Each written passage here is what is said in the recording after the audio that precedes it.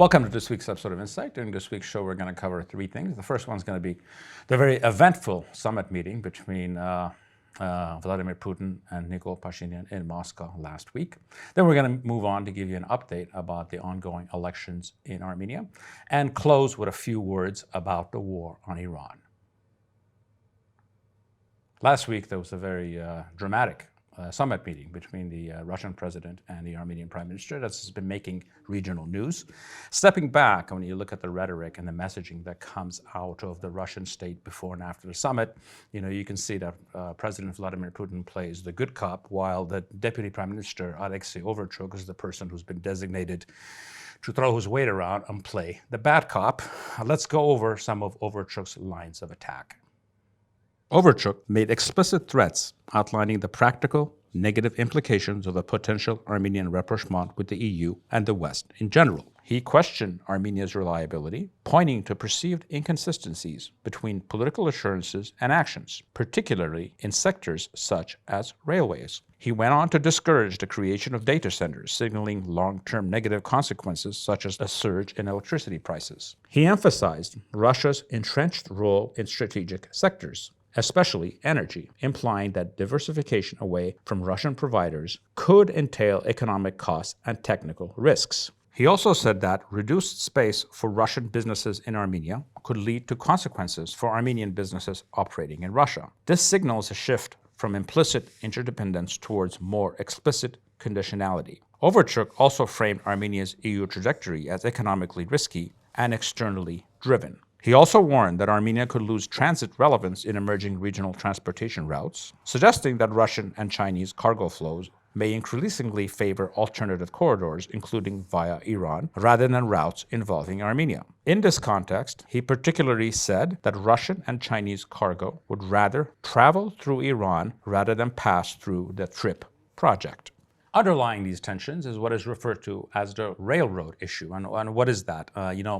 Armenia's railroads were actually given away to Russia decades ago, so they're actually controlled by a Russian company. And in the current TRIP project, almost everything, most of what is going to be TRIP, at least in its initial stages, is actually going to be a railway opening between the countries in this region. And given the fact that the U.S. and Russia are are against each other in so many issues around the world, this was obviously going to be problematic. There's been discussion about possibly nationalizing the railways or coming up with a compromise where a third country like Kazakhstan actually starts running it.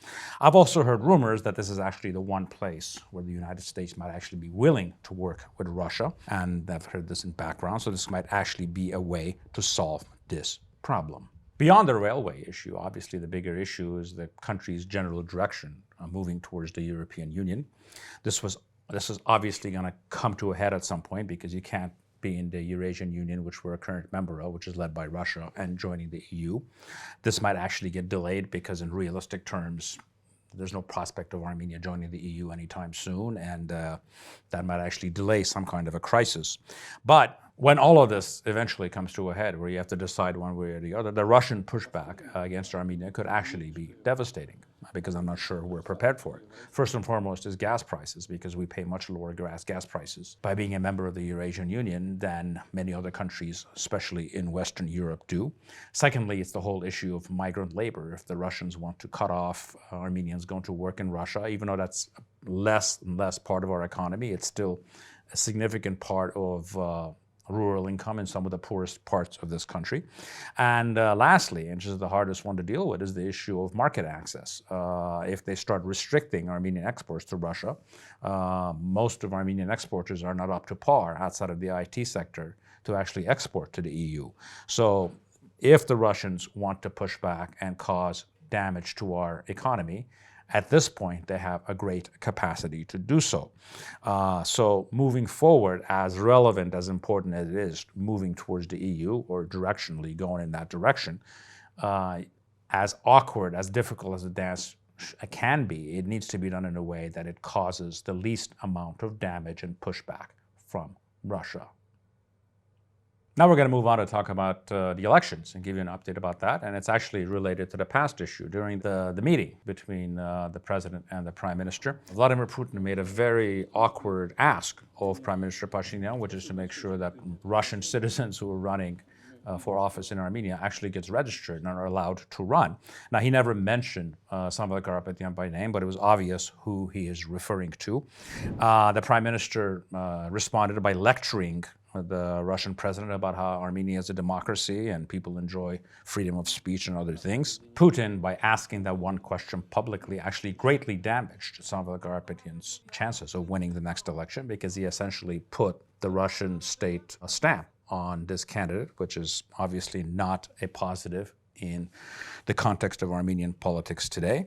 Now, if this was done by design, which I highly doubt, this is more likely the result of the Kremlin really not having any set policy with Armenia. There are different centers with different policies. But whatever it is, it was actually quite a gift to this government.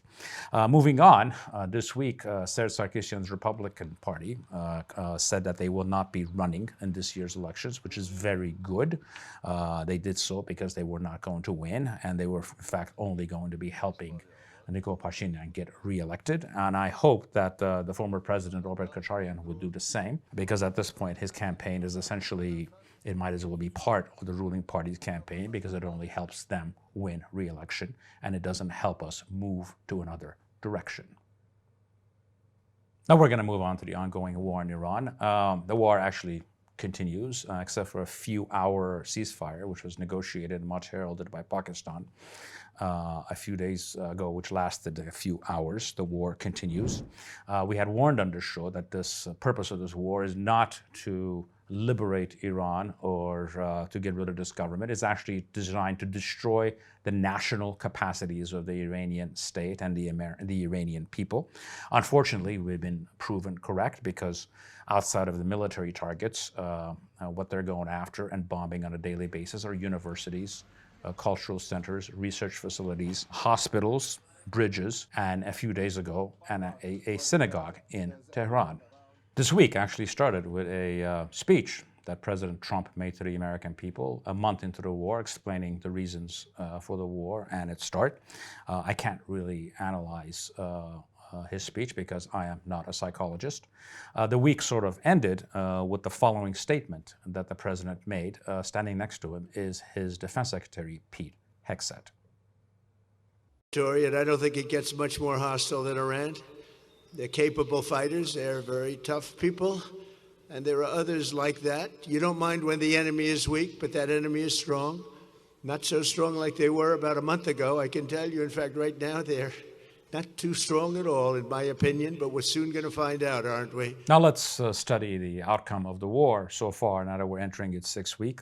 Iran still has its nuclear capacities and the enriched uranium.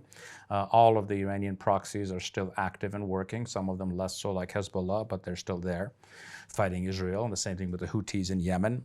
They obviously have their missile and drone program going very strong, much longer than people expected, and pounding the Gulf states and Israel on a daily basis. But the key X factor here is the Strait of Hormuz, which has actually turned out to be the real nuclear weapon, which allows Iran to essentially threaten to destroy the world economy and cause tremendous disruption. And that's actually given them tremendous power in their leverage in negotiating with the United States at this point. The Iranian regime, which a few weeks ago was actually on its last legs after those massive demonstrations early in July, has actually been given a new lease on life, because that's what foreign threats and foreign invasions do.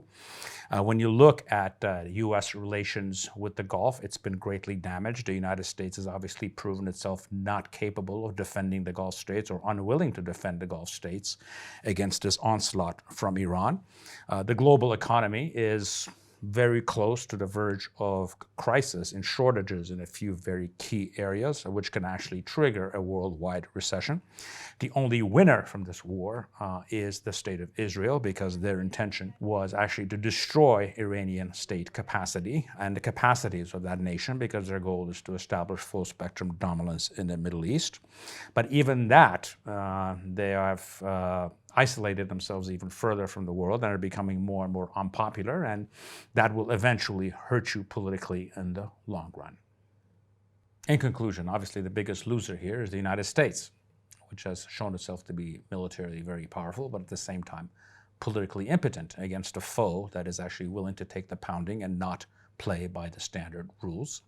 And I will close here with a special comment about something that President Trump said about sending Iran back to the Stone Age. I will just hope that President Trump understands that when his own ancestors were in the Stone Age, Iran was already a great civilization. Thank you for joining me in this week's episode of Insights.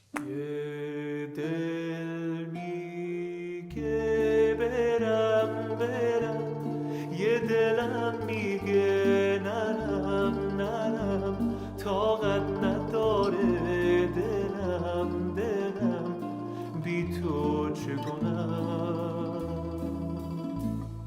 پیشش زیبا خیلی کوچیکه دنیا با یاد تو هم هر جا ترکت نکنم